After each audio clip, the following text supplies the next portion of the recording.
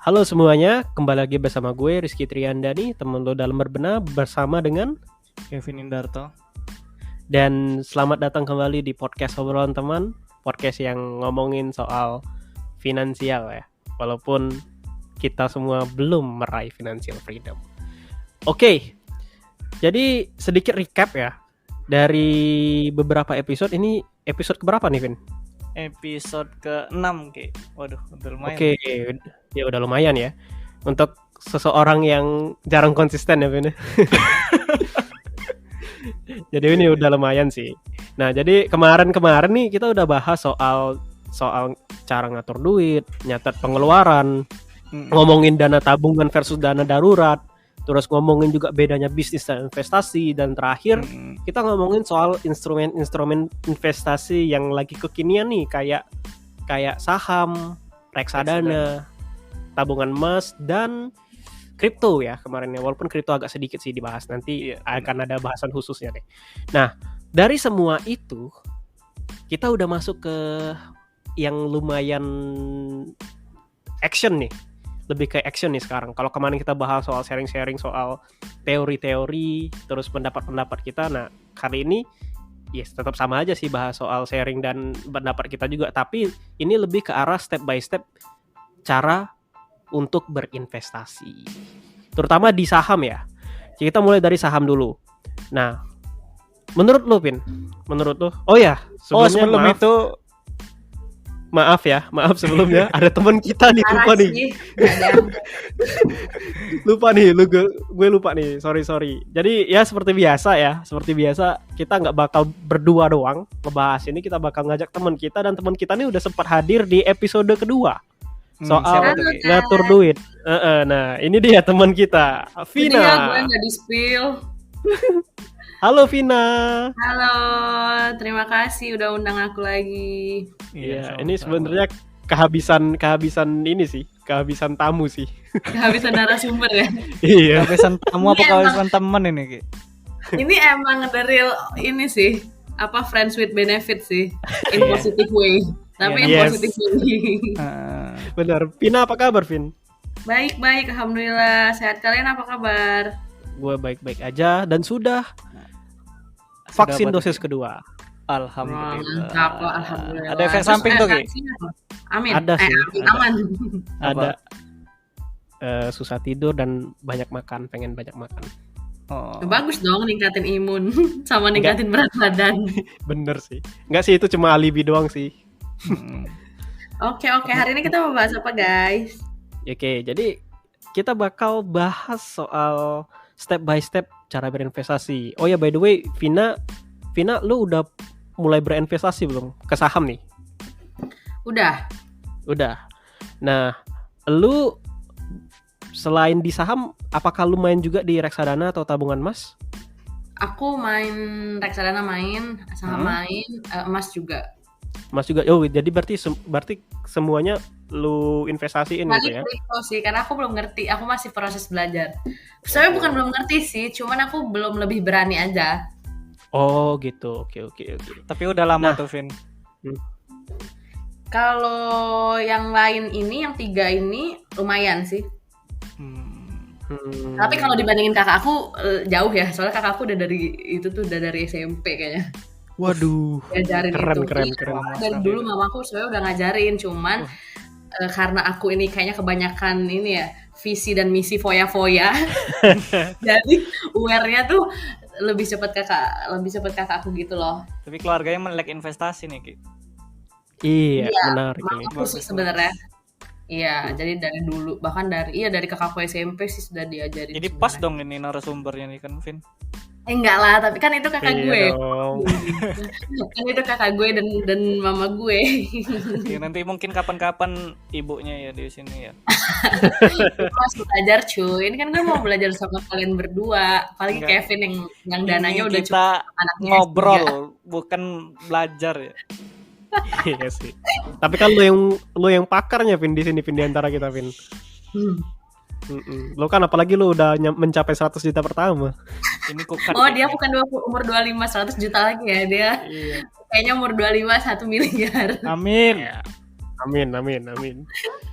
Amin. Oke, nah Vina ternyata udah investasi juga ya. Lo mulai investasi kapan, Vina? Gue ya gue lupa deh. 2 tahunan lah, 3 tahunan kali ya. Tapi berarti sekitar tahun 2019 gitu ya? Iya, tapi itu masih kayak ya apa sih namanya, nggak terlalu dikonsernin gitu loh. Awal-awal gitu. Karena kan kayak belum punya duit kan, maksudnya jadi takut gitu mau ngeluarin duit tuh masih gimana-gimana. Kalau misalnya pas udah semenjak kerja baru tuh udah lebih berani sih. Soalnya sebenarnya sih menurut gue sama kayak fenomena sekarang, jadi ini lebih ke sharing ya. Cuma gue kayak agak ini juga sih sama fenomena sekarang kan tiba-tiba langsung yang boom gitu kan. Semua orang langsung investasi segala macam. Tapi tuh nggak banyak gue tuh nemuin orang-orang yang ikut-ikutan doang. Jadi kayak lagi rame ya udah deh coba segala macam. Jadi nggak punya pegangan yang ini, gimana sih maksudnya, nggak punya pengetahuan yang emang menurut gue dasar ya, harusnya dia punya dulu gitu. Soalnya jadi ujung-ujungnya banyak juga tuh temen-temen gue kayak yang iya nih jadi gini, akhirnya dia ya hilang aja duitnya dan nggak konsisten juga. Karena menurut gue namanya mau main ke saham dan lain-lain itu harus belajar dulu. Gue dulu nggak dikasih cuy sama kakak gue harus dikasih dulu. Gue dikasih jurnal sama dikasih kayak materi-materi dan itu banyak banget. Gue harus dulu belajarin itu dulu. Terus dia tes. Kalau misalkan pas dia tes menurut dia gue udah oke, baru gue diizinin buka. Waduh. Oh, kalau boleh tahu, lu kemarin dites sama kakak lu tuh dites apaan, Vin? Yang lu inget aja deh.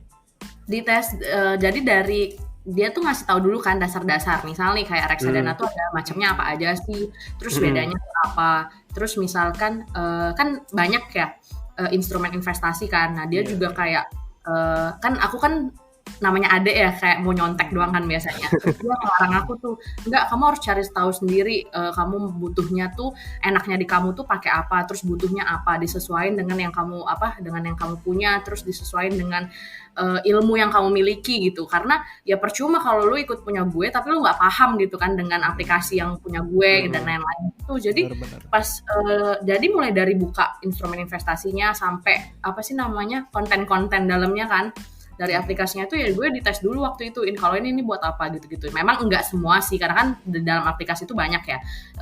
Pada saat itu yang dasar-dasar dulu aja, maksudnya yang memang penting dan perlu gitu. Terus gue juga diajarin cara baca laporan keuangan gimana. Nah, ya udah tuh gue belajar tuh, karena waktu itu juga pas di pendidikan awal-awal karena gue di perbankan kan, jadi emang maksudnya udah nyenggol ke sana juga. Jadi ya mau nggak mau, seenggaknya tuh walaupun nggak punya cukup waktu untuk untuk detail kan, sebenarnya ini tuh lebih ke waktu terus kemauan ya untuk belajar kan. Kalau memang punya keterbatasan waktu dan lain-lain ya seenggaknya ya lo tau lah, bisa baca secara garis besar kayak gitu sih dulu tuh di tesnya. Jadi ya udah, setelah kayak menurut dia gue oke, lu baru tuh, karena itu sebenarnya meminimalisir resiko juga sih. Mungkin dia tahu ya kalau gue kan kayak orangnya panikan kan. Iya, dia tahu gue kayak dikit-dikit aduh ini gimana. Sampai sekarang pun gue masih tuh, misalkan gue mau beli ya, maksudnya misalkan gue punya duit lah gitu. Terus kayak gue masih nanya-nanya sama kakak gue. Jadi kayak gue sampai sekarang pun emang masih dibimbing dia. Jadi kalau misalnya gue mau beli atau gue mau jual atau apa, gue harus tanya dulu ke dia. Terus kalau misalnya kata dia oke, baru. Kalau misalnya enggak ya karena gue juga dari dulu selalu kayak, maksudnya parameter gue dan pegangan gue kakak gue, jadi gue ya nurut-nurut juga. Cuman dulu pernah sih nyoba-nyoba bandel. Dan kakak gue nggak nyuruh, terus gue kayak nyoba-nyoba segala macam. Jadi maksudnya sampai sekarang ya gue bersyukur juga masih punya, jadi kayak punya financial advisor juga. Dan itu menurut gue penting sih, seberapa tinggi ilmu lo tuh juga tetap penting gitu. Waduh, keren banget, Vin. Gak ada keren-keren. Menunjukkan kalau gue nggak bisa apa-apa. Kakak lo, Vin, yang keren, bukan lo. Yang jarang lo kayak itu lo. Iya, jarang lo yang kayak itu. Introduction dari gue. Jadi kayak dengerin curhatan gue nih. Nggak apa-apa. Ternyata memang kami mau dengerin curhat kamu. Ya, jadi ternyata yang bisa kita ambil dari ceritanya Vina tadi, dari cara perlakuan kakaknya Vina ke Vina tadi, itu ternyata bisa diambil pelajaran bahwa kalau mau investasi ya harus ada ilmunya dulu gitu. Betul. Benar. Biar nggak Kalau sekarang kan kalau kita lihat fenomenanya kan banyak yang FOMO, banyak yang ikut-ikutan, akhirnya banyak yang boncos karena nggak punya ilmunya. Itu apalagi Terus banyak yang marah-marah digiring gitu kan. Jadinya Jadi banyak korban rugi. aja jadinya kan. Iya, Terus kasihan. gue kayak kesel juga sih apa misalkan orang yang dia oke lah ya, gue nggak tahu ya, tapi gue tipe yang misalkan maksudnya ya lo mengikuti fenomena itu nggak apa-apa, tapi kalau lo udah bisa berdebat gitu, ngerti nggak sih? Jadi kayak kalau misalkan memang lo kayak gue pas gue awal-awal baru nyoba tuh juga kayak ya udah sih gue kalem aja, tapi mungkin ini balik-balik ke orang ya, beda-beda, tapi maksudnya ketika lo rugi atau apa, ketika lo memang nggak sesuai sama apa sih ekspektasi lo, ya lo jangan marah-marah gitu. Jadi jangan berekspresi yang berlebihan gitu, karena lo sebelum lo nyoba itu kan harusnya lo udah tahu resikonya gitu. Iya, resiko ditanggung masing-masing. Iya, dan kayak ya kenapa lo marah-marah sama dunia, kayak hello, dunia juga nggak nyuruh lo invest di situ. Iya benar. Nah, ngomongin soal investasi ya. Tadi kan Vina, ternyata Vina dari dulu udah di coaching nih sama kakaknya sendiri. Nah, tapi kan kita tahu bahwa tidak banyak orang yang punya privilege kayak Vina yang punya kakak atau kenalan yang bisa ngetrain dia supaya dia melek investasi dulu lah. Nah, kayak orang yang pemula nih kayak gue yang sampai sekarang gue masih consider myself as newbie gitu ya, sebagai seseorang di dunia investasi. Kadang pas pertama kali itu gue mau investasi tuh kadang bingung. Langkah pertama yang harus gue lakuin apa? Ini kondisinya gue udah tahu betapa pentingnya investasi dan udah punya dananya, tapi bingung. Langkah pertama yang harus dilakuin ketika kita mau mulai investasi itu apaan sih, cuy? Dari Kevin dulu dong. Tadi gue udah panjang lebar tuh. Oh, dengerin dari Kevin nih. Gue juga soalnya masih mau belajar juga. Waduh. Kalau menurut aku harus tahu dulu tujuan investasinya buat apa dulu, Ki. Tujuan ya. Iya, yang pertama. Yang kedua, kenapa harus di situ? Misalkan tadi kita ngomongin saham, kenapa investasi harus di saham?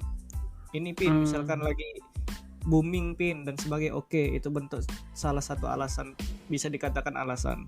Nah, habis itu kenali dulu saham itu seperti apa. Banyak kok di YouTube atau di Google tuh, atau di Instagram kayak ngerti saham dan sebagainya, itu banyak tentang materi-materi dasar tentang saham. Contohnya seperti itu. Nah, ya nggak harus kamu tahu semua sampai PBV dan sebagainya, kayak fundamental kan. Kalau tadi Vina misalkan atau yang kemarin cerita dengan Asmi kemarin tahu fundamental ini, harus laporan keuangannya dan sebagainya, kayak itu ya menurutku nggak harus seperti itu juga langsung sih, tapi setidaknya dasar-dasarnya dulu yang diketahui sambil ya dicoba. Jangan, itu kalau menurut aku sih. Oke, jadi pertama kali justru bukan investasi kemananya, tapi kenapanya gitu ya. Iya. Kenapa kita investasi? Apa? Why-nya. Berarti ini sangkut pautnya sama tujuan investasi dong. Iya. Nah, kalau lu sendiri Vin dan Vina ya, cara kalian menentukan target investasi itu gimana sih? Tujuan investasi. Vina deh, nih dari Vina dulu. Kalau tujuan investasi ya, gue setuju sih sama orang-orang yang misalnya kayak kita ngelihat Radit dan lain-lain, dia selalu dari dulu kan dia speak up kayak iya, kamu harus tentuin tujuan kamu untuk dalam jangka pendek atau jangka panjang. Nah, itu benar. Tapi kan ada lagi, kalau misalkan lo bisa nge-breakdown-nya untuk apa, misal kayak untuk beli mobil, untuk anak sekolah, untuk apa, itu oke. Nah, tapi sebenarnya itu juga disesuaikan, menurut gue ya, ini disesuaikan sama diri orang masing-masing dan situasinya juga. Jadi misalkan kayak gue belum bisa menentukan untuk sespesifik itu karena menurut gue dana gue belum secukup dan gimana ya, dan ilmu gue juga belum setinggi itu untuk bisa buat proyeksi selama itu, ngerti gak sih? Nah jadi jadi kayak menurut gue nggak punya financial knowledge yang berlebihan, yang lebih gitu. Jadi untuk selama itu gue belum mampu. Jadi gue sesuai nih. Gue bisanya misalkan dengan duit gue yang sekian, terus dengan misalkan waktu waktu gue yang kayak nggak terlalu bisa untuk ngepantengin atau ngebelajar sedetail itu gitu kan.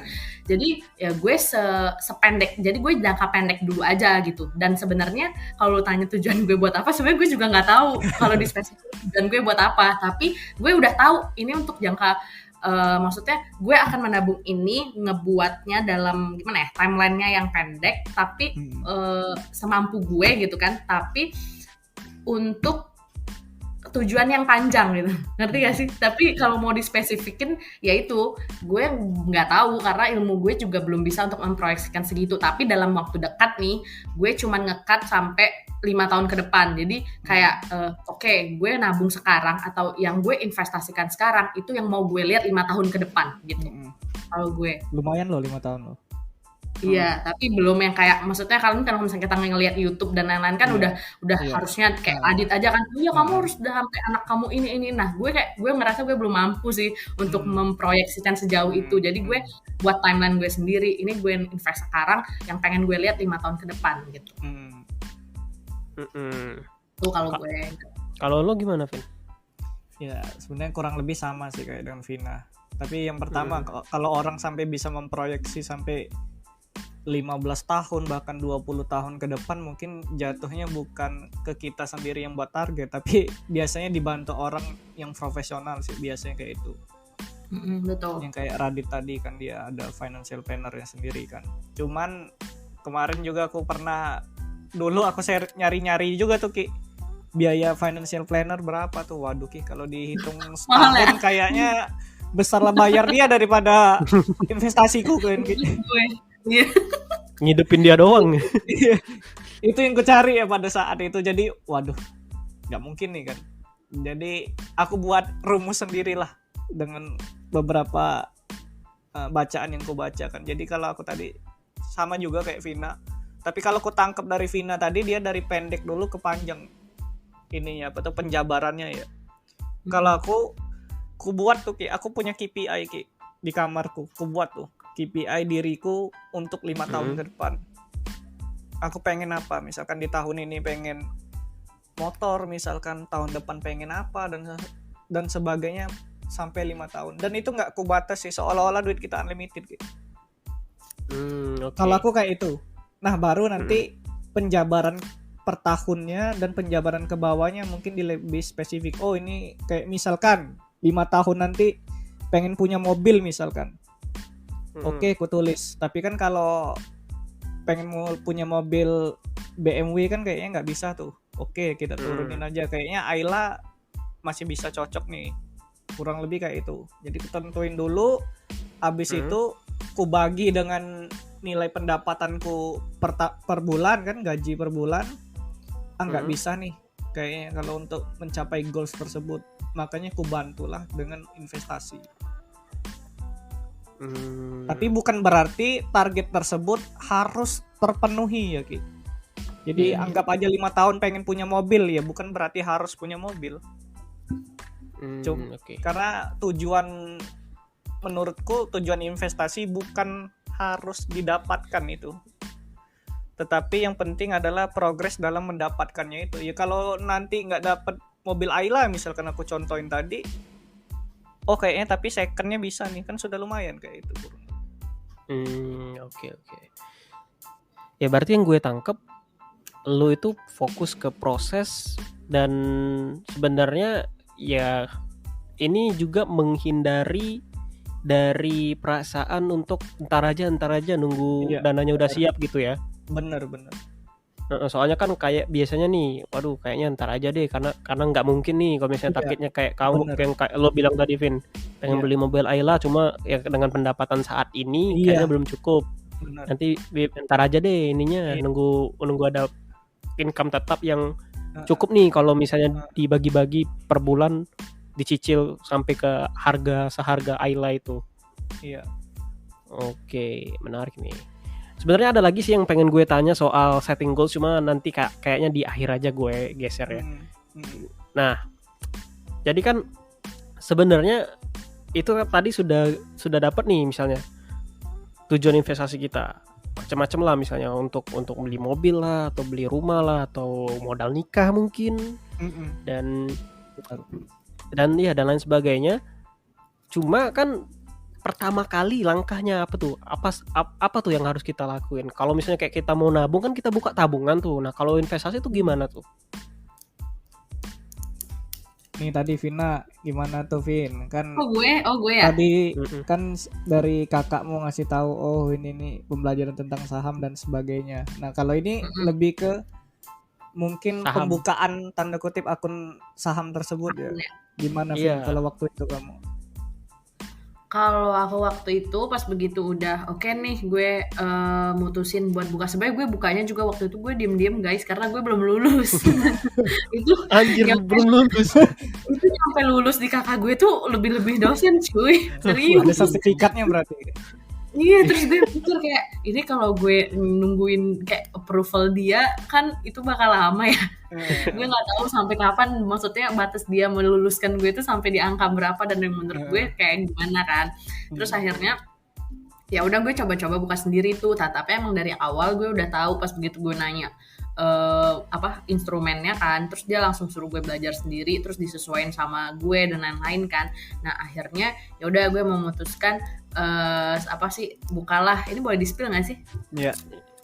Oh boleh ya, nggak apa-apa ya di-spill aja. Ya boleh. udah, jadi karena gue orang bank lah ya gitu. Jadi waktu itu gue juga buka salah satu pokoknya sekuritas perbankan lah gitu aja kali ya. Nah, sekuritas yang perbankan. Nah itu beda tuh udah sama kakak gue kan. Karena gue juga waktu itu menilai. Jadi kan gini loh, proses belajar itu kan kita yang tahu diri kita ya. Nah gue tuh nggak bisa yang teori doang tuh, gue juga nggak bisa. Gue udah bilang sama kakak gue dari waktu itu, gue tuh nggak bisa. Kalau lu mau nyuruh gue belajar, gue harus praktek. Gue bilang gitu kan. Cuma waktu itu dia tetap masih kekeh, enggak, kamu harus lulus dulu lah teorinya gitu, kasarnya gitu.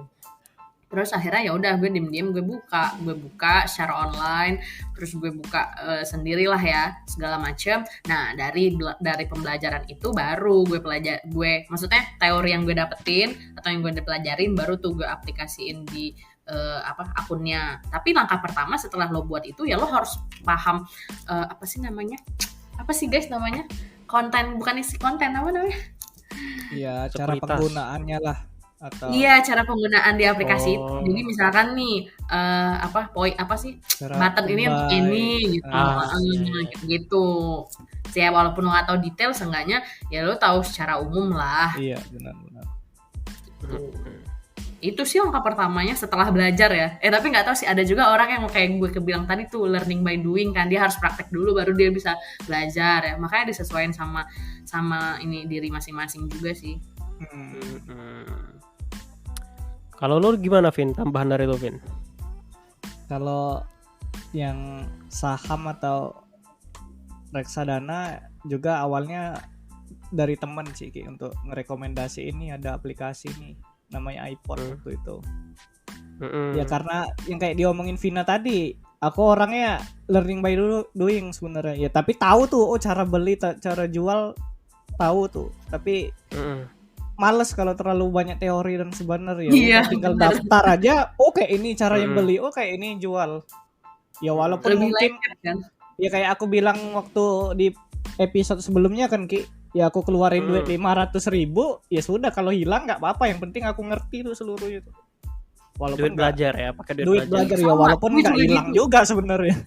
Gue juga gitu, Pin. Iya. Gue waktu coba-coba itu trial and error juga, guys. Iya benar, itu penting sekali sih. Nah, itu juga yang buat galau tahu. Pas begitu itu udah beres, udah nih, sana udah tahu. Yang gue bingungin adalah gue mau coba dengan nominal berapa sih gitu. Terus ujung-ujungnya lo tau gak, gue kemarin berapa ya, gue lupa pertama kali dulu. 10 juta mungkin. Enggak lah, gila. Sultan. Reksadana 100.000 kalau nggak salah. 100.000. Tapi gue coba semua tuh, jadi enggak semua. Waktu itu kalau nggak salah gue lupa deh. Tapi reksadananya gue coba 3 kalau nggak salah. Misalnya satu tuh, satu saham, satu pendapatan tetap, sama satu lagi, aduh gue lupa apa yang pertama kali itu. Udah, jadi ya udah, memang kayak kata si Kevin itu, lo harus budgetin ini duit yang emang nggak lo tunggu gitu. Maksudnya dalam arti ya lo udah siap itu hilang gitu. Untuk pertama kali ya. Iya, Itu tuh walaupun yang nggak rela kan. Iya, walaupun nggak rela, makanya gue bilang kayak itu rela nggak rela juga sih. Iya, tapi tanpa disadari loh Ki, beberapa temanku kayak itu oh duit ikhlasmu hilang berapa ya, macam-macam kan, ada yang 200, 300, 500. Tapi ada positifnya tuh Ki. Apa tuh? Mereka seminggu belajar loh tentang itu. Saking nggak mau tanda kutip ruginya itu. Ya walaupun awalnya ngomong ikhlas kok Pin, ikhlas, tapi memang pas selesai daftar memang benar-benar belajar loh. Salut juga aku.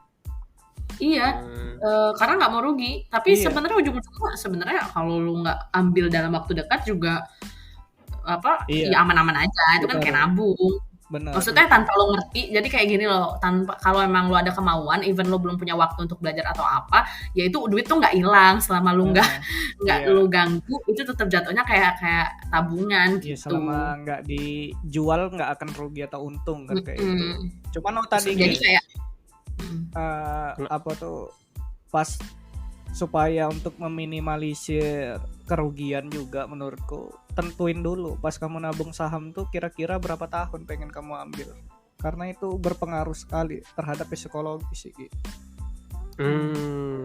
Ya jadi misalkan tadi nabung 500.000, ya ekspektasi kamu kembali atau berlipat ganda berapa tahun, misalkan 5 tahun Pin baru kau ambil. Ya sudah, karena berpikiran seperti itu, ya tahun ini mau turun kek mau naik kek, ya dia anggap aja kayak nabung biasa pemikirannya. Iya. Daripada ini sering sekali Ki terjadi, pengennya cuma nabung saham misalkan atau apapun itu, mau reksadana, emas dan sebagainya termasuk saham, tapi pengen nabung saham tujuan, tapi dia nggak tahu tujuan investasinya pengen diambil kapan.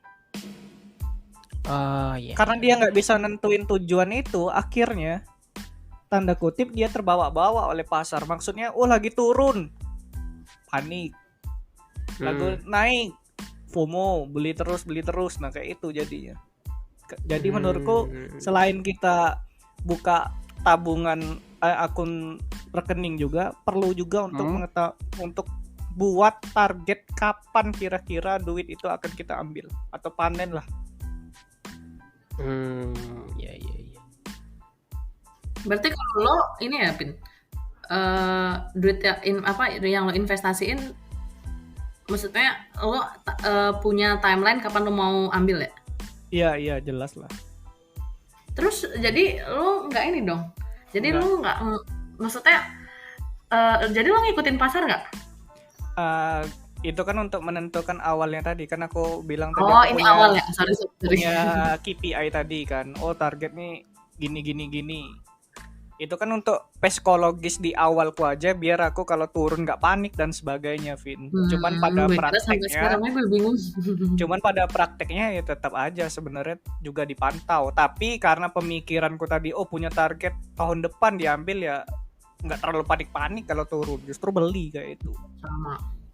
Wih, banyak nih duitnya, beli terus. Apalagi lagi merah terus ya HSG. Beli.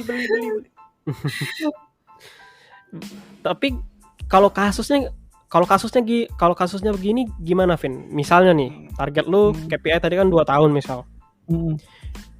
Belum nyampe 2 tahun sudah melampaui ekspektasi.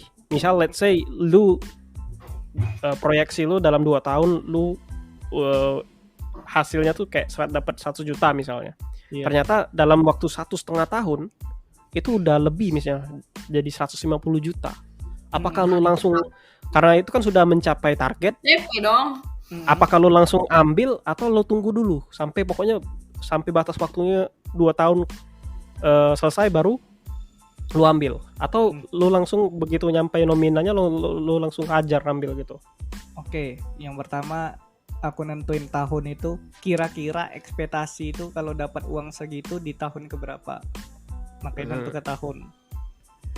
Tapi setelah tahun ku tentuin nominal. Di 2 tahun berikutnya anggaplah tadi 100 juta kalau kamu contoh tadi Ki. Cuman nggak nyampe 2 tahun atau setahun nih sudah tercapai 100 juta, ya ku ambil minimal setengah untuk ngamanin. Oke. Gitu, jadi nggak harus nunggu dia sampai 2 tahun, karena salah satu goals aku tadi yang 100 juta tadi sudah tercapai. Jadi dipilih nih, tahun dulu yang lebih cepat atau nominal dulu yang lebih cepat.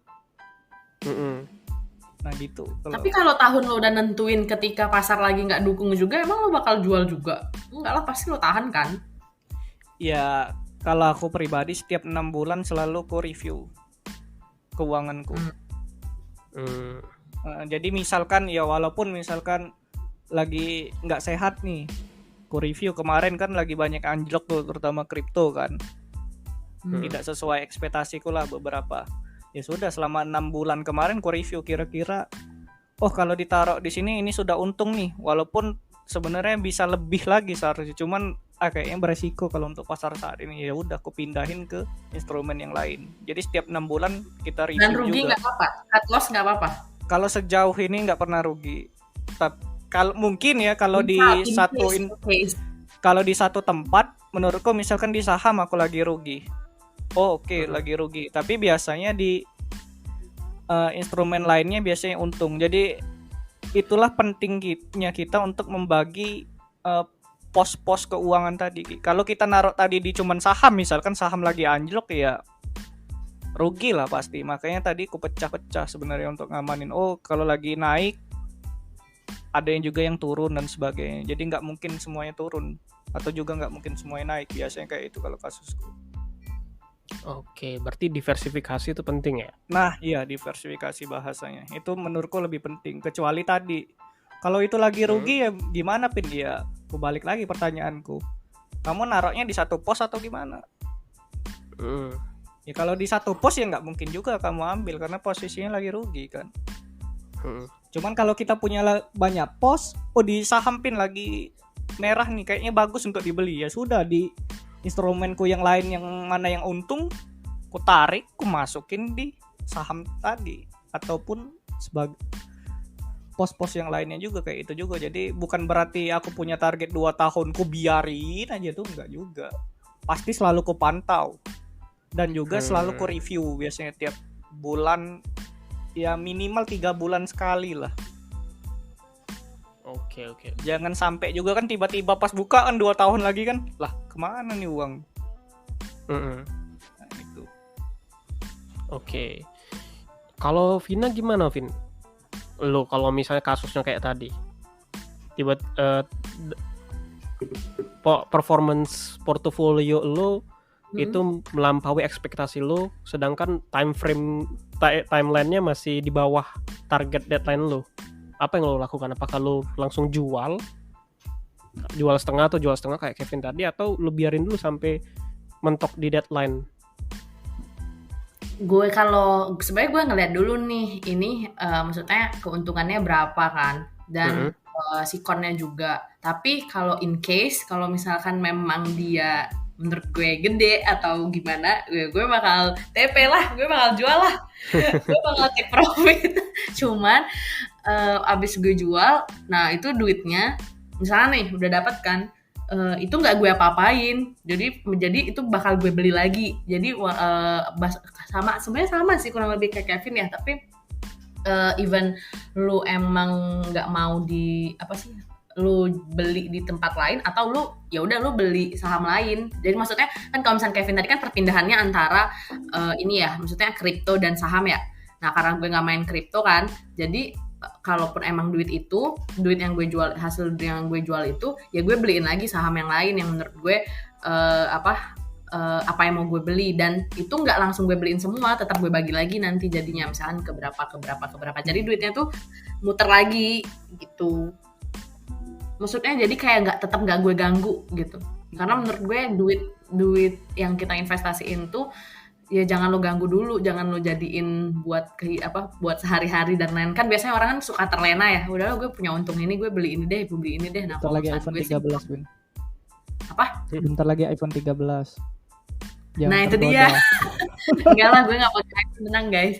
Ya maksudnya jadi walaupun kadang gue simpen dulu malah. Jadi misalkan nih gue ngeliat gue udah ambil kan, terus menurut gue lagi belum mau beli nih, atau gue lagi ngincar, kan kita tuh punya incaran ya, atau gue kayak oke, gue mau ngincar yang ini aja nanti, tapi gue mau tunggu dia di harga sekian misalkan kayak gitu. Ya udah duit yang tadi gue diemin aja di tabungan dulu.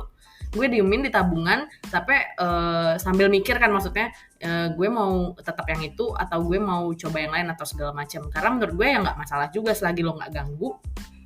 ya di tabungan aman-aman aja tetap gitu. Maksudnya kalau misalnya lu tidak memiliki opsi yang dalam waktu dekat ya, dalam jangka waktu dekat gitu, ya lo keep dulu aja duitnya gitu. Sama aja sih sebenarnya. Balik lagi ke psikologis juga sih Ki sebenarnya Ki. Tapi intinya ya penting juga untuk mengetahui target kita jual tuh di angka berapa, misalkan kayak Vina tadi kalau di saham, atau di keuntungan berapa kita jual atau taking profit. Berapa Itu persen? menurutku lebih sangat penting sekali Ki. Karena dulu pun aku FOMO juga Ki. Iya. Karena Iya, lagi jangan naik kan, sudahlah biar dengan keoptimisan bisa naik lagi kan. Nggak taunya anjlok juga tuh. Coba kalau aku taking profit kemarin kan kayak itu. Harus secara psikologisnya. Oke, ini sebenarnya agak callback dari bahasan kita sama Asmi minggu lalu nih, Vin, soal Benar. cara gimana menjaga psikologis kita gitu kan, dan kapan harus jual dan kapan harus beli.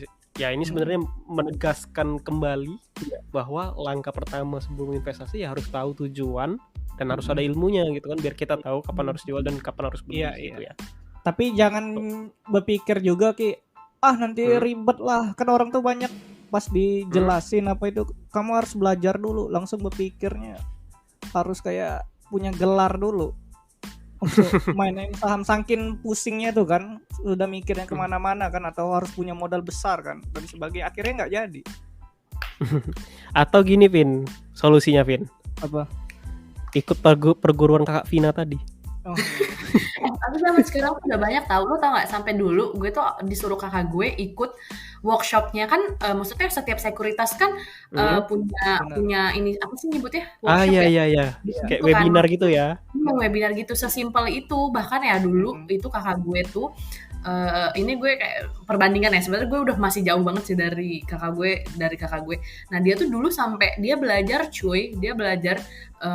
dia offline, misalnya sebelum corona juga ya, dia benar-benar offline, kayak Sabtu Minggu tuh dia datang, misalnya nih ke sekuritas A, tempatnya di sini, dia datang buat belajar. Jadi wajar sih ilmunya udah jauh dari gue ya, sedangkan gue kayak cuman belajar AE doang. Tapi makanya gue dimarahin mulu dulu. Gitu. Nah maksudnya sekarang udah banyak, kalau memang lu membutuhkan mentor dan lo nggak bisa tipe yang belajar sendiri, ya lo tinggal ikutin aja workshop atau webinar dari sekuritas lo, karena mereka juga menyediakan kok, mereka nggak ngelepas tangan doang gitu buat lo gitu. I see. Dan juga grup-grup banyak kok di Telegram apa di YouTube atau di itu banyak. Tinggal mau atau enggaknya aja kalau sekarang. Jadi kapan, Vin, teman investasi buka grup? Waduh, jangan lah. Tahu nggak? Tapi kantor gue begitu tahu. Dan lo tau nggak? Gue cewek sendiri, jadi gue kayak agak takut sih. Maksudnya gue jarang nongol ya. Bukan nongol, maksudnya Jadi kantor gue waktu itu, maksudnya di divisi gue ya waktu itu ada tuh kan dibuat, sampai sekarang sih sebenarnya grup. Jadi kalau misalnya kenapa ya berbagi informasi di situ. Ada grup gitu, lu kesah gitu ya, kayak gitu ya, atau grup-grup yang atau saling ngajarin gitu ya. Kan misalnya kita kan nggak punya waktu tiap hari ngeliatin pasar juga kan, ngeliatin IHSG kan dan lain-lain. Jadi nanti ya udah dari grup itu aja, nanti pasti mereka kayak ini lagi ini nih, guys ini gitu. Oke.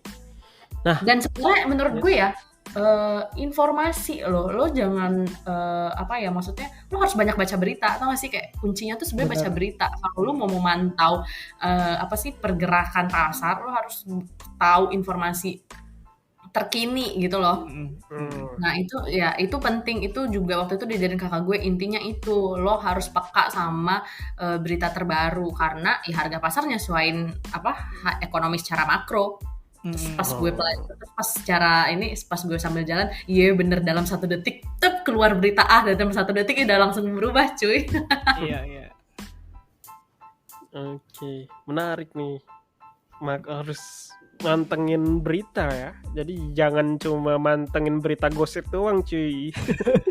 Tapi lagi-lagi ya Ki, jangan dipikir seolah-olah pusing, males lah, nggak ada waktu dan sebagainya. Coba aja dulu kuncinya. Pertama gunakan duit ikhlas, coba aja dulu. Nanti pas sudah nyoba beli jual sekali aja, nah mulai itu. Ini. Soalnya banyak juga temanku yang awalnya memang berpikir ya males lah, ribet Pin, nggak tiap hari Pin, bla bla bla lah. Pas dia sudah nyemplung sekali, tiap hari dia ngupdate berita. Ternyata asik ya. Iya, malah asik loh, kaget juga aku. Oke, kayaknya gue harus coba seperti itu sih. Hmm. Oke, nah gue pengen tanya nih ke kalian semua. Kalau kalian misalnya beli saham nih, kalau yang sependek sepengetahuan gue, itu kadang ada yang kalau dalam membeli saham itu biasanya ada yang nargetin kayak dicicil berapa lot. Nah, kalau kalian gimana tuh untuk beli saham? Apakah kalian punya target per bulan? Oh, untuk saham yang ini gue mau cicil saham ini, misalnya sebulan berapa lot gitu. Atau misalnya kalian ngikutin mana yang diskon nih, mana saham diskon nih baru gue beli sahamnya. Kalian yang gimana tuh, tipe yang gimana? Yang pertama, tiap orang tentunya beda ya Ki dalam pembelian. Kalau trading beda lagi, kalau investor beda lagi. Makanya yang paling penting adalah tentukan tujuan investasimu berapa lama pertama. Tapi secara umumnya anggap saja pas awal itu kayak kamu nabung biasa, per bulan berapa. Jadi misalkan 1 juta tuh, 300.000-nya untuk saham misalkan, ya udah alokasiin terus aja 300.000 per bulan untuk saham. Oke. Itu paling gampang kalau untuk di awal. Nanti ya mulailah berpikir, kayaknya kurang cocok nih kalau kayak ini, mungkin pas lagi turun dan sebagainya. Nah biasanya kayak itu. Pin, sorry gua potong. Ya. Gua mau nanya. Misalnya kasusnya kayak yang lo bilang tadi Pin ya. Gue mengalokasikan uang 300.000 sebulan untuk beli saham.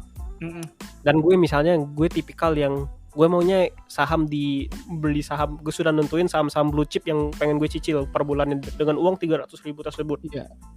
Kalau misalnya tiba-tiba saham yang gue incer, yang gue cicil itu harganya naik terus sehingga 300.000 itu nggak cukup misalnya 300.000 itu nggak cukup, itu gimana tuh Pin? Ya yang pertama, saham kan banyak Ki. Jadi jangan terfokus ke satu saham itu aja yang pertama. Dan jadi walaupun saham itu naik terus nih, duit 300.000 itu nggak cocok. Yang pertama, ada nggak saham yang serupa atau saham yang blue chip dan sebagainya yang lagi diskon pada saat itu? Kalau ada, ya udah beli yang lain. Yang itu biarin aja dulu. Atau kalau mau taking profit. Cuman kalaupun kamu mau yang itu aja misalkan karena sudah fanatik dan sebagainya mungkin ya. Iya. Ya kira-kira kalau dari tadi 300.000 kita naikin 50.000, kira-kira masih bisa nggak untuk nabung tersebut? Masih Pin, aku alokasiin misalkan dana darurat, aku tabung 300.000 sebelumnya, sekarang jadi 2,5 karena 50.000-nya dimasukin ke saham lagi. Ya udah nggak apa-apa. Atau kamu kirim dulu aja tetap ke rekening sahammu. Nanti pas dia mungkin lagi turun atau lagi ada saham lain yang menurutmu lagi potensi nih kayaknya, atau lagi merah nih, atau lagi diskon nih dan sebagainya, ya udah baru beliin. Jadi yang pertama, walaupun per bulan aku bilang tadi kamu nabung kayak biasa, tapi bukan berarti langsung kamu beliin. Iya. Ya gitu. Ya bisa jadi kan misalkan tiap tanggal 1 tuh kamu transfer misalkan. Tapi lagi naik nih Pin, aku tunggu dulu nggak taunya tanggal 5 turun misalkan. Ya udah tanggal 5-nya beli. Yang penting tanggal 1-nya udah kamu transfer kan ke rekening saham. Iya. I see. Gitu. Oke, gue tuh awalnya mikirnya pendek, sempit banget sih pikiran gue. Gue pikir beli nabung saham tuh langsung dalam bentuk beli sahamnya, lot sahamnya. Oke, jadi itu cukup clear juga sih. Mendapatkan pencerahan baru nih dari Mahaguru Kevin. Oke, nah lanjut lagi Vin, yang tadi Vin, soal apakah lu membeli saham cicilan atau berdasarkan itu tadi naik turun harga, mana yang lagi diskon? Kalau kadang aku tuh beda-beda Ki. Kadang kalau mau ribet, ya udah tadi per bulan sudah aku alokasiin tuh berapa ke saham tersebut. Pas ada potensi saham blue chip misalkan lagi terkoreksi dan sebagainya, ya udah, oh kira-kira kayaknya akan naik nih, ya udah beli itu dengan berita yang mendukung dan sebagainya. Kalau aku nyicilnya kayak itu, kalau mau dicicil. Cuman kadang kalau aku pas lagi mau tipe trading, ya kadang tiap hari beli tiap hari jual gitu. Jadi dibalik dulu ke dirimu itu, kira-kira gimana caramu membeli saham atau menjual saham. Kalau tradingnya bisa tiap hari, kalau kamu mau kayak biasa aja, anggap aja cicil biasa, ya udah per bulan aja. Kalau Vina gimana, Vin? Lo yang gimana sih? Tipikal yang gimana? Kalau gue ya, aduh menarik guys, dari Kevin tadi dan dari kalian. Bentar dulu ya. Kenapa Gue Vina? ngantuk. Sorry. Kalau misalkan gue setuju sama yang Kevin bilang tadi. Yang pertama, lo harus tahu dulu, tentuin. Kan kita pasti dari sebanyak perusahaan di dunia ini kan pasti lo tahu dong kayak lo mau apa. Lo tipikal yang main aman atau enggak. Let's say lo adalah tipikal yang emang lo berani main di blue chip doang atau enggak gitu. Nah, kan misalkan kayak oke, lu mainnya di blue chip ya kan, di blue chip juga ada beberapa nih. Nah, dari beberapa sektor itu penting buat gue lo tahu dulu lo lebih concern ke sektor yang mana.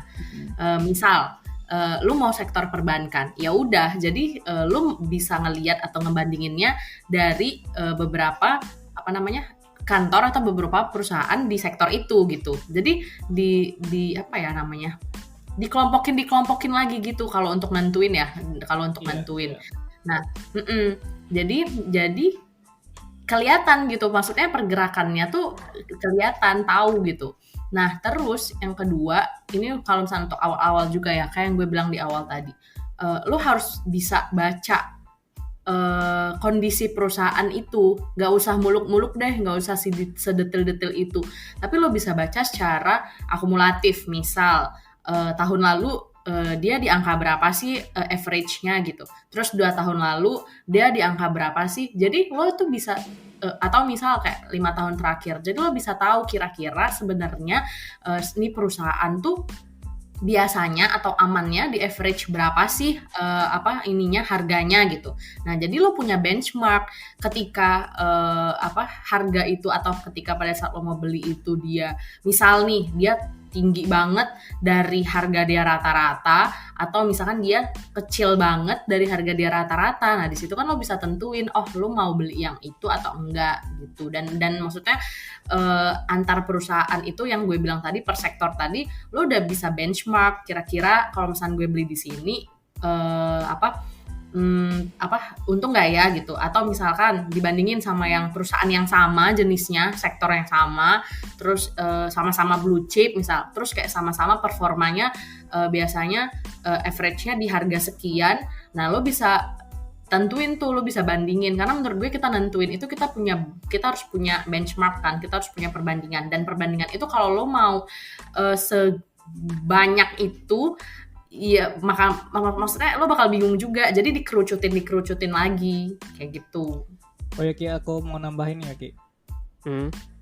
Ya kalau di awal tadi, kalau pas pertama kali nabung saham tuh, misalkan penting dulu untuk mendiversifikasi dulu. Jadi bukan ke satu sektor. Jangan juga dibeli seluruhnya perbankan semua.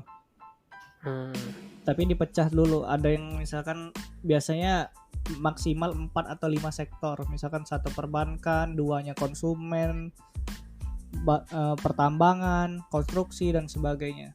Ya nanti kita cicil aja satu lot dulu. Jadi enggak langsung, kalau duitnya terbatas ya enggak langsung dibeliin berapa lot di satu tempat, tapi dipecah dulu satu lot sampai ke 4 sektor atau 5 sektor itu. Nanti baru ke depannya di bulan berikutnya dan sebagainya baru nanti ditebelin ininya lotnya. Kalau nambahin yang Kevin ya, itu benar kalau lo mau, karena trial and error itu bagus gitu, penting. Tapi lo juga harus pelajarin nih di sektor itu yang unggul perusahaan apa. Lo nggak harus kok coba di semua perusahaan di sektor itu. Jadi kalau memang lo mau coba trial and error gitu, ya lu tetap harus pelajarin dulu dari sektor A. Misal perbankan, lu harus tahu yang best nih yang mana sih perbankan gitu. Lo pasti kalian pasti udah tahu kan.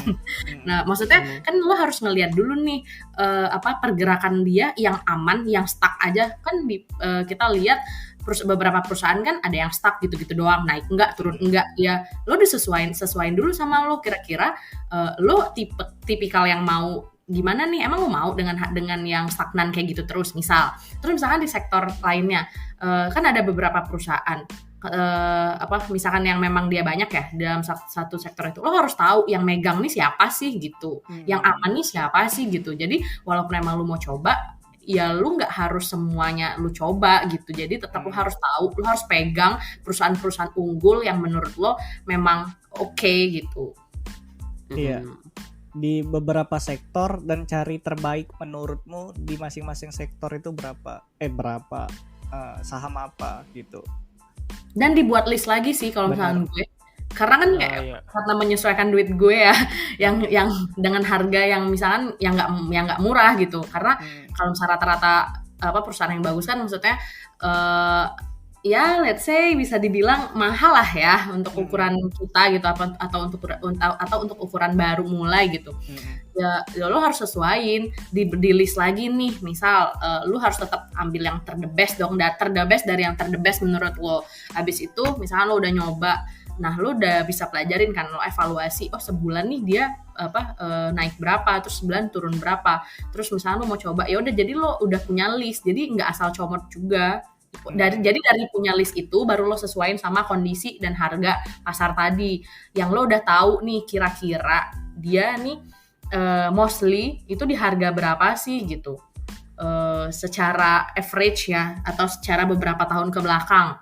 Jadi lo tuh tahu, lo tuh worth it nggak sih lo beli di harga sekian. Kalau misalkan menurut lo dia nggak worth it, dan dia punya dan dia punya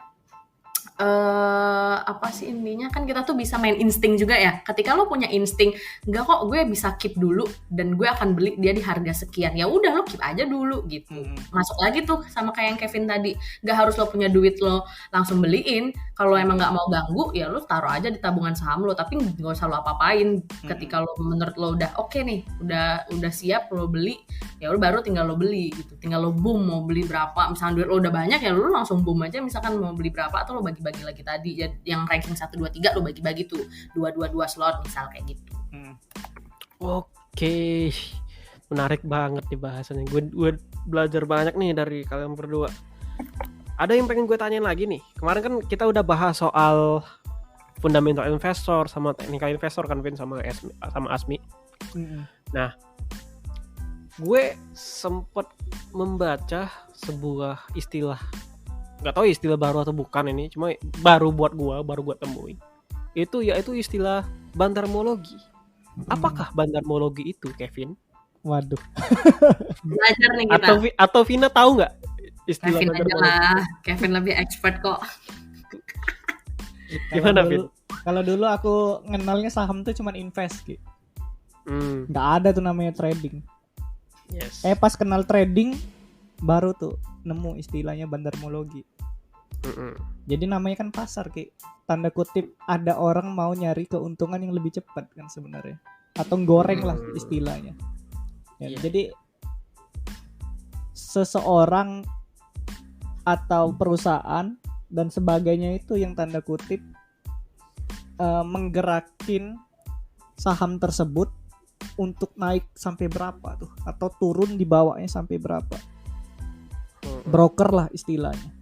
Nah itu yang biasanya disebut dengan bandar. Nah kita yang nggak punya duit banyak untuk menggerakkan saham tersebut, ya make istilahnya bandarmologi supaya kita tahu pergerakan bandar nih kira-kira beli apa ya. Secara sederhananya adalah pasti ketika ada isu, pasti saham tersebut biasanya naik. Dan pasti nanti di transaksinya itu ada brokernya, ini lagi beli nih, lagi jual nih. Nah kita ngeliat polanya, itulah yang disebut dengan bandarmologi. Bedanya sama technical analysis apa, Vin? Kalau teknikal kan caranya, Ki. Kalau grafik-grafiknya tuh gimana, kalau diliatin, oh kalau lagi supportnya gimana, kalau resistnya gimana, itu kan secara teknikalnya. Cuman kalau bandarmologi tuh hampir tanda kutip tidak mengenal teknikal. Biasanya didorong karena berita, walaupun tidak 100% kayak itu juga. Nah biasanya diikuti dengan isu-isu yang akan berkembang. Misalkan kayak waktu itu Breeze mau dilebur tuh. Wah itu karena orang euforia semua, ya saham tersebut digoreng juga sampai naik dan akhirnya turun juga. Antam juga kayak itu juga, ada yang menggerakkan saham tersebut sebenarnya. Dari apa? Dari beli Mio dapat Brio ya? Iya. Untung kita nggak kebalik itu ya, Vin. Nangis bro. Nah ya kayak DCI kemarin waktu itu pernah temanku beli di angka ratusan emang nggak salah. Sekarang kalau dia nggak jual itu sudah 59.000. Bayang dari 700 perak apa berapa perak waktu itu temanku beli. Tapi dijualnya di angka 1000 berapa itu aku lupa. Kalau dia nggak jual sekarang sudah 59.000 harganya, buset. Bagus. Nah biasanya kalau kita biasanya ada grup tuh Ki. Karena ngelihat bandarmologi itu ya pasti orangnya main trading biasanya kan. Dan itu kita nggak bisa tuh kadang mantau satu saham tuh yang mana naik, yang mana ini biasanya. Biasanya orang yang ngikut seperti itu biasanya ada grup-grupnya sih Ki. Lu nggak mau Bil? Udah aku ada grupnya. Bukan, lu jadi lu udah ada grupnya. Ada kalau grup premium kayak itu, tapi capek Vin. Ngikutin ya. Iya serius. Tapi jujur aja aku sudah beberapa kali entah kripto entah saham aku ngikut grup premium tapi nggak pernah aku pakai Vin. Karena aku masih percaya dengan analisaku sendiri. Jadi ya karena ya namanya mereka nggak semuanya juga pasti naik Ki. Yes. Tapi menurut gue juga ini tuh beda-beda. Dan maksudnya setiap orang tuh punya apa ya, cara pandang, kemampuan, ilmu, insting tuh beda-beda. Jadi misalkan menurut Kevin dia bagus, terus menurut dia kayak dia mau beli di situ. Ya kalau misalnya gue ngerasa gue nggak cocok, ya udah lu jangan beli gitu. Bener, tapi kebanyakan kena salah satu mereka buat grup kayak itu kan Vin, supaya banyak orang yang membeli ke satu saham tersebut kan, apalagi harganya masih puluhan atau ya masih cuma 100 misalkan atau bahkan 80. Ya kalau segrup itu ada 10.000 orang beli kayak itu ya pasti naik lah itu. Iya. Nah, makanya kebanyakan orang ikut grup itu aja. Makanya mereka senang banget kalau misalkan dia membaca peluang-peluang perusahaan yang bakal gini nih. Iya. Dimainin tuh. Ya kamu tahu kan yang kemarin waktu dulu ada influencer yang ini pasti naik arah dan sebagainya. Iya. Tapi pas lagi tinggi banyak juga tuh kalau ngeliat chatnya. Ya karena waktu itu kan sampai muncul fenomena endorse ya. Ya tanda. Akhirnya ya pas naik ya dia jual ya, yang atas itu yang nyangkut. Betul. Iya. Waduh, nggak kerasa nih udah hampir sejam kita ngobrol loh. Kayaknya harus dibikin part yang berbeda deh. Karena ekspektasi gue harusnya bahasannya nggak sepanjang ini sih. Karena tadi ya ternyata dari satu bahasan aja tuh udah panjang banget soal saham ini. Oh ya, sebelum gue tutup nih ya, gue pengen nanya nih ke kalian. Tadi pokoknya intinya yang gue tangkep ya dari langkah-langkah yang harus kita ambil ketika kita pengen mulai investasi, tentu yang paling penting itu tahu tujuan ya. Tahu tujuan investasi dan ya pelan-pelan pelajari ilmunya. Itu kan biar nggak mudah digiring orang, biar nggak mudah FOMO dan lain sebagainya. Nah, tadi Vina dan Kevin mention soal riset. Cara kalian riset gimana sih? Dari Vina dulu mungkin. Dari gue ya? Yang cara lu riset gimana? Oke, jadi ini sebenarnya untuk nge-recap yang udah kita bahas tadi juga sih. bukan sesimpel sih. Maksudnya untuk awal-awal ya atau gimana. Yang pertama, lo harus tahu dulu perusahaan atau kantor itu yang mau lo beli itu seperti apa dan kayak apa. Karena ya kan maksudnya kasarnya gini ya, kalau misalnya lu beli saham kan berarti lu tuh sepersekian persen walaupun 0, sekian persen lo yang punya perusahaan itu, kantor itu gitu. Jadi lo harus tahu dulu, masa lo nggak kenal sih gitu kan. Lo harus tahu, bukan taunya kayak kantor ini adalah bukan ya, tapi lo harus tahu kinerja dan performa mereka gitu. Lo bisa belajar dari historinya, misalkan dari apa sih produk-produk yang bisa dia jual, yang apa aja yang dia jual, atau pendapatan dia. Sebenarnya kayak baca keuangannya, baca laporan keuangan mereka. Kalaupun emang lu nggak ngerti, at least lu tahu, ngerti nggak sih? Jadi kan kayak ngerti sama tahu itu beda ya. Jadi kalau memang lu nggak ngerti, lu tahu gitu.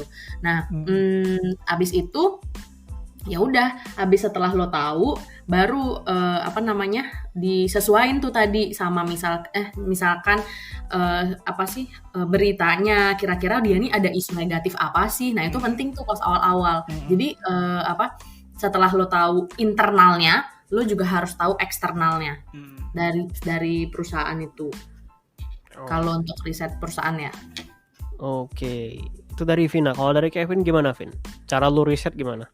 Kalau aku kurang lebih sama sih, Ki.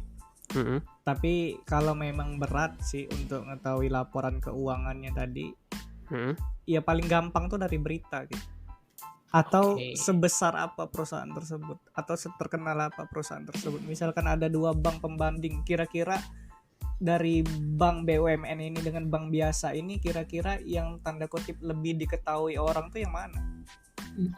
Kalau aku secara simpelnya gitu aja dulu. Sebelum kita, ya kalau bisa baca laporan keuangan dan sebagainya lebih bagus. Tapi secara sederhananya kayak itu dulu. Oh ini bank ini lebih bagus, lebih dikenal, lebih unggul lah, lebih dikenal orang dan sebagainya. Baru dibaca berita pendukungnya. Misalkan buruknya apa, misalkan. Ya cari aja, tinggal di Google tuh. Bank A misalkan. Banyak tuh pasti. Keluar tuh berita negatif, positifnya itu secara gampang. Ya kalau mau baca lagi laporan keuangannya ya lebih bagus. Tapi kalaupun cara awalnya paling mudah ya gitu aja sebenarnya. Oke, menarik nih.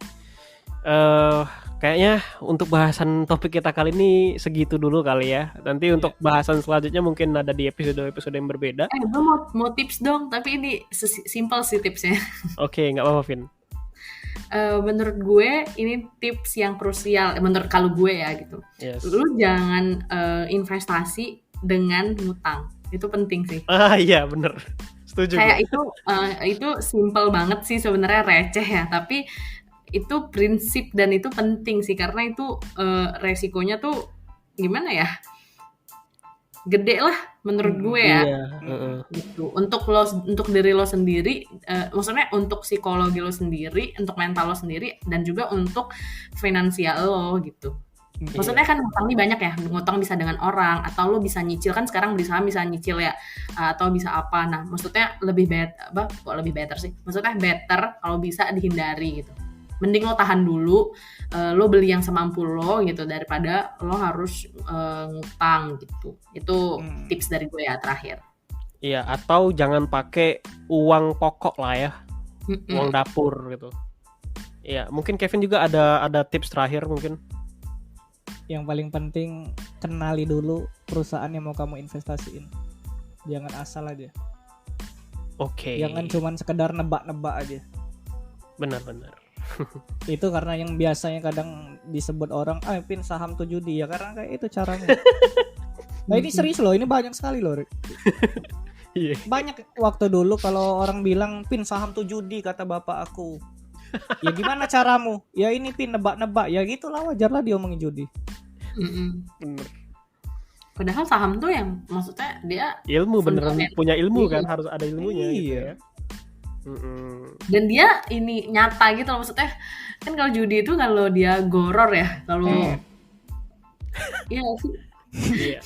Kalau maksudnya kalau ini kan ada perusahaannya, ada terus semuanya istilahnya kalau mau diakatin ya lengkap.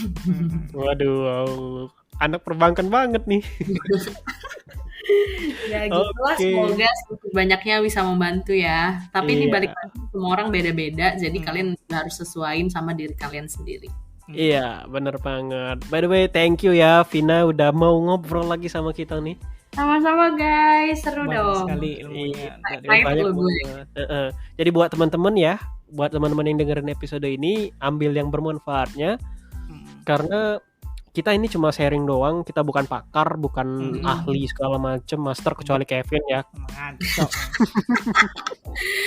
Gue juga masih belajar, kita juga masih Iya. belajar kok. Yang cuma maha guru itu cuma Kevin di sini. Ngaco. Karena dia anaknya udah sampai S3 udah ada guys dananya. Iya, Iya, ini udah ada. potong semua nih ini. Ini kau potong semua ini. Louis. Oke. Thank you Vina, thank you Kevin. Sebentar. Dadah guys. See you. Ya, buat teman-teman ngobrol, sampai jumpa di episode selanjutnya. Dan kalau misalnya ada kritik dan saran, silakan hubungi kita di Teman Investasi atau di @temanberbenah. See you.